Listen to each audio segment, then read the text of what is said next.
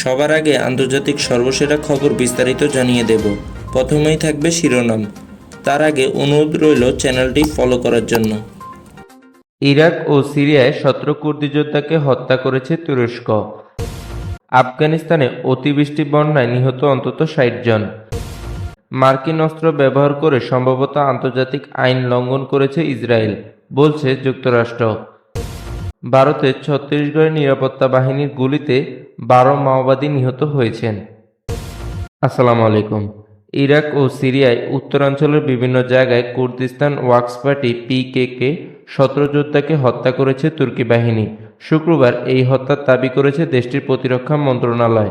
সামাজিক যোগাযোগ মাধ্যম এক্সে তুরস্কের প্রতিরক্ষা মন্ত্রণালয় জানিয়েছে, ইরাকের উত্তরাঞ্চলের গারা ও হাকুকের বিভিন্ন এলাকায় 10 জন কুর্দি যোদ্ধাকে হত্যা করেছে তুর্কি বাহিনী।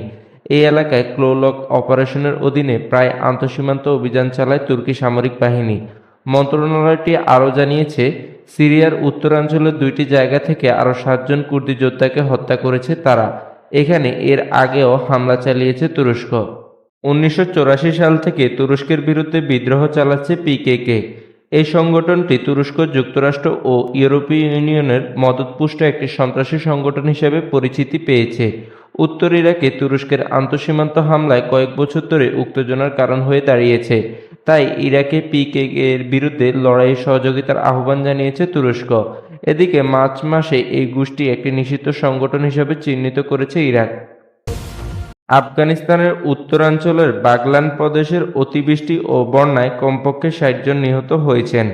ভারী বৃষ্টিপাতের জেরে সৃষ্ট এই বন্যায় কমপক্ষে 100 জন আহত এবং নিখোঁজ হয়েছেন আরও অনেকে। দেশটির তালেবান সরকার এক বিবৃতিতে এসব তথ্য জানায়। খবর বিবিসির। আফগানিস্তানের স্বরাষ্ট্র মন্ত্রণালয়ের মুখপাত্র আব্দুল মতিন কানি বলেছেন, যারা মারা গেছেন তারা বাগলান প্রদেশের বোরকা জেলার মানুষ।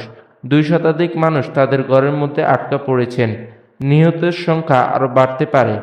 আব্দুল মতিন রয়টার্সকে বলেন, টানা বৃষ্টির কারণে বাগলান প্রদেশের 5টির বেশি জেলায় বন্যা দেখা দিয়েছে। অনেক পরিবার প্রাণীবন্দী হয়ে পড়েছে, তাদের জরুরি সহায়তা প্রয়োজন। তিনি জানান, দুর্গত এলাকায় সাহায্যকারী দল ও হেলিকপ্টার পাঠানো হয়েছে।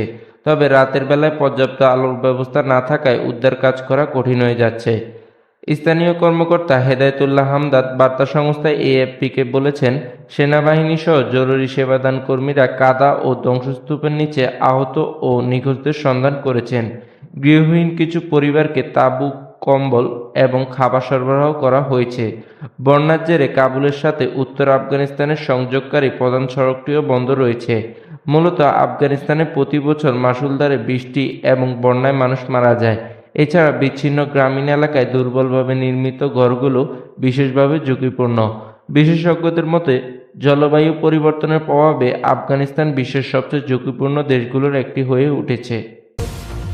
গাজা আক্রমণে ইসরায়েল কিছু ক্ষেত্রে আন্তর্জাতিক মানবিক আইন লঙ্ঘন করে যুক্তরাষ্ট্রের সরবরাহকৃত অস্ত্র ব্যবহার করেছে বলে মন্তব্য করেছে বাইডেন প্রশাসন। খবর বিবিসির। মার্কিন পররাষ্ট্র মন্ত্রণালয় বলেছে, মার্কিন সরবরাহকৃত অস্ত্র ইসরায়েল ফিলিস্তিনের ওপর অন্যায়ভাবে ব্যবহার করেছে তা ধরে নেওয়া যুক্তিসঙ্গত। তবে এই যুক্তির সমর্থনে মার্কিন সরকারের কাছে পূর্ণ তথ্য নেই। শুক্রবার কংগ্রেসে এই সংক্রান্ত একটি প্রতিবেদন জমা দেওয়া হয়। হোয়াইট হাউসের পর্যালোচনায় দেখা গেছে, ইসরায়েল কিভাবে গত বছরের শুরু থেকে মার্কিন অস্ত্র ব্যবহার করেছে। ইসরায়েলের পাশাপাশি যুক্তরাষ্ট্র অস্ত্র সরবরাহ করছে এমন আরও 6টি দেশে যুদ্ধাবস্থা বিরাজ করছে। গাজায় কয়েকটি ইসরায়েলি অভিযানের সমালোচনা থাকলেও ওই প্রতিবেদনে স্পষ্ট করে বলা হয়নি যে ইসরায়েলি প্রতিরক্ষা বাহিনী আইডিএফের অভিযান আন্তর্জাতিক আইন লঙ্ঘন করেছে। বলা হয়েছে, হামাসের বিরুদ্ধে লড়তে আইডিএফ অনেক কঠিন চ্যালেঞ্জের মুখোমুখি হয়েছিল, তাই তারা বাধ্য হয়ে মার্কিন অস্ত্র ব্যবহার করেছে। মার্কিন অস্ত্র আইনি ব্যবহার মেনে চলার বিষয়ে ইসরায়েলের কাছ থেকে যে আশ্বাস পেয়েছে তা যথেষ্ট বিশ্বাসযোগ্য এবং নির্ভরযোগ্য ছিল বলে উল্লেখ করে অস্ত্র চালান আবার চালু করার প্রস্তাব করা হয় ওই প্রতিবেদনে।